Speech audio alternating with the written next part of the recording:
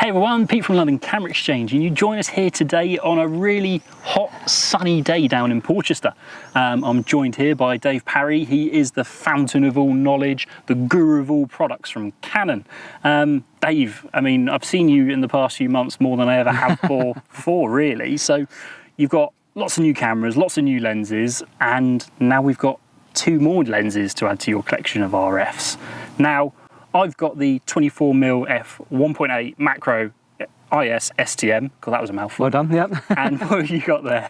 I've got a zoom lens, so yeah. I've got a wide-angle zoom lens, which is a 15-30 F4.5-6.3 IS STM. So these are two new lenses which are joining our RF lineup of lenses designed for the R system cameras. Now, they haven't got the red band, they haven't got the red ring, they're not L series. No.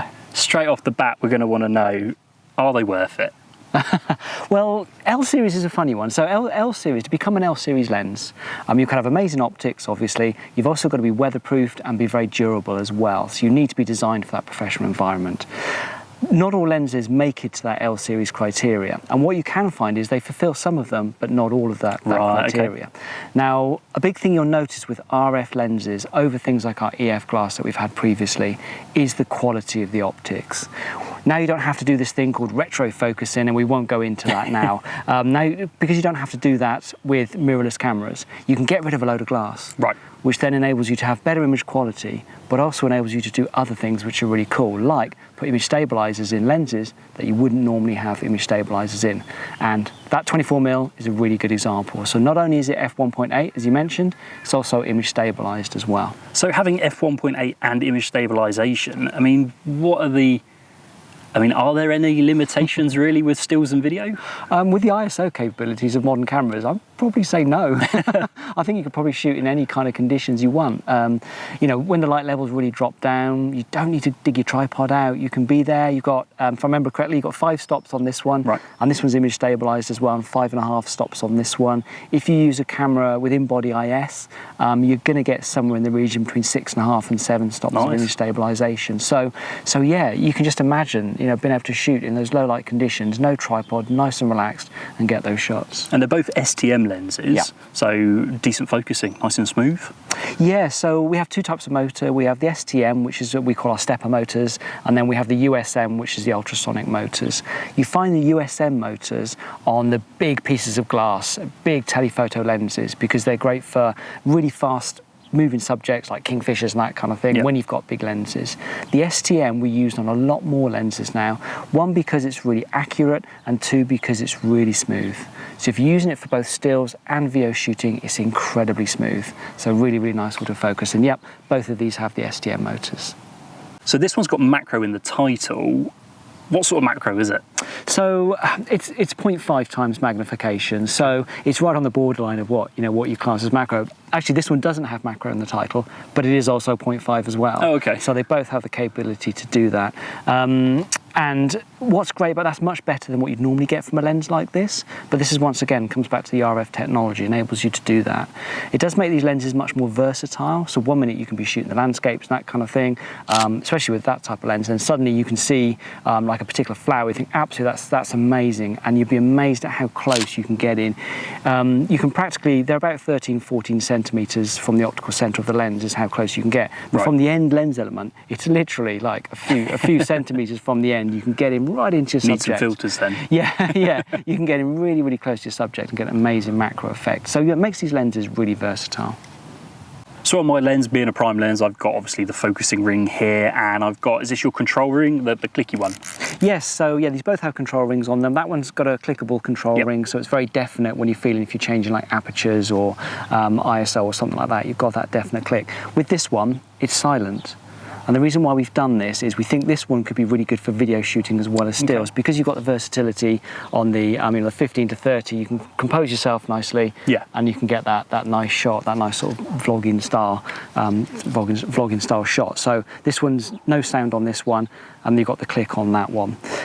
You can also control them as well, so you can switch them between focus or control. So you can use these rings to manually focus, just dial in your focus if you want to, and then flick it to control. And like I said, you can then do aperture or whatever you want to do with that ring. The 24mm focal length of this is obviously the same as kind of that standard kit lens that you get, the 24-105. Being a prime lens and that f1.8 though, I'm assuming you're going to get some pretty good background blur. I think that's the biggest thing that people will notice with this, is that if they have been shooting with their 24-105, you know, their f4.5 or whatever, f4 whatever, it's great, but if you really want that separation, as you said, that background blur, this is amazing. Once you dial this down to 2.8 or 1.8 or whatever, the bokeh, the blobs, you know, the out of focus background area just looks amazing, makes your image look so much more three-dimensional. So yeah, it'd be great for people if they do own like 24-105 just to try that, and they'll just see what difference it makes. So we do quite a few of these now, these prime lenses. Got a few now. Just see if I remember them all now. So we've got 16, the new 24, we've got 35, we've got 50, and we've now got 85 as well.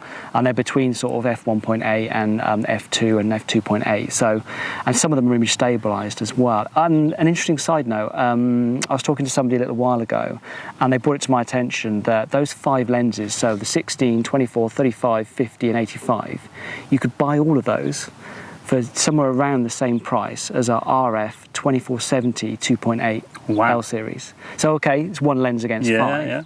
But with these 5, you're getting generally a faster lens, f1.8, and also some of them are image stabilized, and you're getting a longer focal length. You're getting from 16 to 85.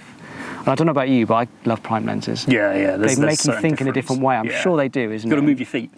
yeah. But they do. They just make it a lot more creative, don't they, I think? So, yes, the zoom lens is great. Yes, the 2470 2.8 L series is an amazing lens, but you could have some fun with those 5 lenses, couldn't you? That really could.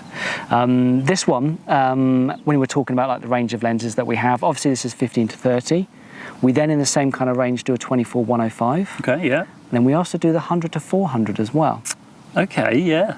And I think as a you know, a kit bag, something like, you know, an R or an R6 or RP or whatever, with the 15-35, 24-105 and 100 to 400, that's a fantastic day out, isn't it? New generation Trinity set. It is, yeah, because we talk about the Trinity in the 2.8 L series and the F4 L series, but yeah, now we've got one in this range as well. And also as well, on the L series 2.8 and F4, you can't put the 2x converter on the 70-200s. On the 100 to 400, you can put a 2x converter on there. Yeah. So you could get 800mm.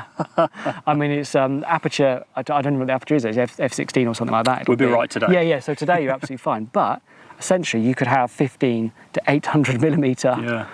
What a great combination. So, and this is the power of what RFs allow you to do, and the new R series cameras. So yeah, great to see these 2 lenses as now part of the range. These seem like really great lenses, and I'm quite excited to get hands-on and sort of play with them. These are beta samples, as you told us earlier, but I mean, I think we're going to go off and take some shots, because who could have, you know, look at it. Yeah, absolutely. Everyone would have seen the images already, so it's a little bit backwards because I'll drop them in the video previously. But Dave, thanks again for meeting with us. It's been really great to sort of learn about these new products, and I'm sure people are going to really enjoy getting them in their hands. No problem, thank you.